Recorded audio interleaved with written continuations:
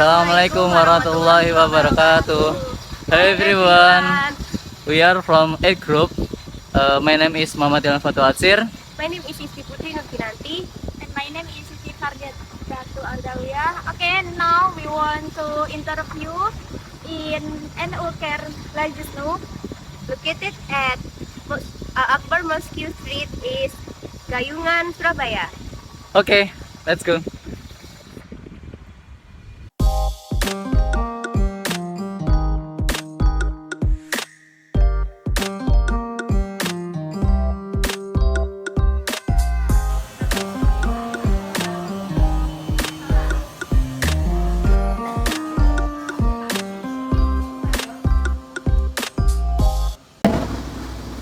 Baik Mbak, sebelumnya kami dari mahasiswa UIN Sunan Ampel Surabaya dari program manajemen zakat wakaf semester 3, kami ditugaskan untuk mewawancarai lembaga zakat yang ada di Surabaya. Baik Mbak, langsung saja ke pertanyaan yang pertama ya. Program apa saja yang ada di NUCARE Lajisnu?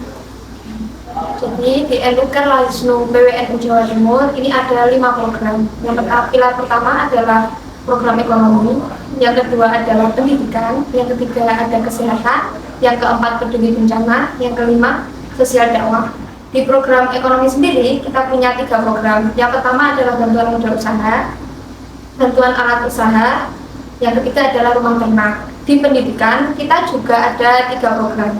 Yang pertama adalah beasiswa santri Nusantara, yang kedua beasiswa yatim duafa, yang ketiga adalah bantuan peralatan sekolah untuk siswa atau siswi. Yang ketiga ada program kesehatan. Di kesehatan ini ada 4 program. Yang pertama adalah Khitanan Masal, yang kedua adalah berbagi kacamata gratis untuk santri, ojol, dan guru ngaji. Yang ketiga ada Anak Sehat Nusantara. Yang keempat ada operasi katarak gratis. Di peduli bencana kita juga ada 4 program. Yang pertama adalah relawan peduli bencana. Yang kedua adalah layanan psikososial korban bencana alam. Yang ketiga adalah tanggap darurat bencana. Yang keempat adalah bantuan pemulihan pasca bencana. Di program sosial dakwah sendiri kita ada 5 program. Yang pertama adalah bantuan untuk guru ngaji atau ustadz di daerah pedalaman. Yang kedua adalah peduli difabel. Yang ketiga ada bantuan fakir atau miskin. Jadi untuk orang-orang tua yang sudah tidak punya sanak saudara, tidak memiliki harta dan lain sebagainya, itu kita juga bantu. Terus yang ketiga ada layanan ambulan gratis. Yang keempat adalah sedekah Al-Quran. Mbak, kalau misalkan yang di ekonomi itu tadi ada bantuan modal sama ada bantuan alat untuk usaha ya Pak ya. Nah itu dari pihak NUCARE Lajisnu ini menanyakan dulu kepada mustahiknya butuhnya modal atau alat usaha atau bagaimana? Oke, jadi dalam pendistribusian kita ada beberapa tahap. Tahap pertama adalah survei. Jadi ketika kita survei nanti kita ada form, seperti form itu, jadi ada nama apa gitu. Nah itu kita tanyakan kepada mustahiknya, gitu Bu, perlunya apa gitu, ada tunggakan atau ada sebagainya. Jadi kita sudah ada form tersendiri gitu.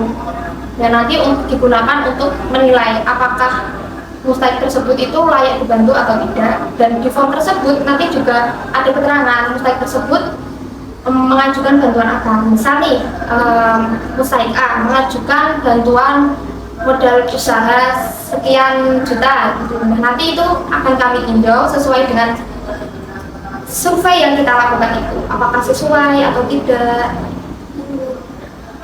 Juga untuk pertanyaan yang selanjutnya, yang dari 5 program tersebut, yang mana Mbak program yang paling terbaik di NUCARE Lajisnu? Kalau terbaik di kami, yang pertama adalah bantuan modal usaha. Bantuan modal usaha ini menurut kami paling baik karena apa? Satu, dia programnya itu jangka panjang. Jadi dia bukan program yang konsumtif, sekali diberikan lalu habis, itu tidak. Jadi program tersebut itu memang ditujukan untuk supaya mustahik itu dapat menjadi muzaki ke depannya. Selanjutnya pertanyaan sebelum masuk ke pertanyaan ketiga ada saya mau tanya, yang peduli difabel itu bantuannya seperti apa Kak? Kan dia mulai dari kesehatannya dia atau emang kayak kebutuhan sehari-hari dia? Gitu. Jadi macam-macam Mbak. Difabel kan macam-macam ya, maksudnya ada yang memang difabel dan dia sudah tidak bisa ngapa-ngapain, ada juga dia difabel tapi yang masih mau berusaha nih, gitu, masih mau berusaha buat ngidupin keluarga atau dirinya sendiri atau bagaimana. Nah, tergantung kebutuhan dari si mustahiknya sendiri. Misal nih, mustahiknya itu difabel terus sehari-harinya menggunakan tongkat atau menggunakan kursi roda. Nah, itu sudah rusak, sudah tidak bisa digunakan, dia mengajukan ke kita untuk bantuan kursi roda, itu juga bisa.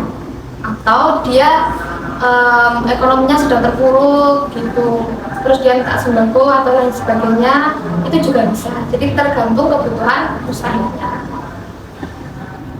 Yang langsung aja Mbak, yang pertanyaan ketiga, apa saja, ada nggak sih program yang belum terrealisasikan di Nukerlogis ini?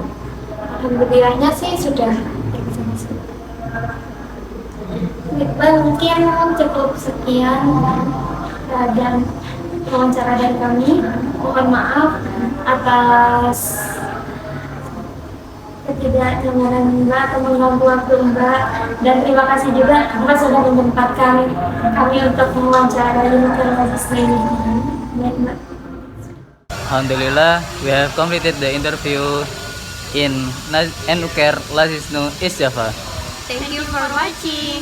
Don't forget to comment, like, and subscribe. Thanks, see you soon.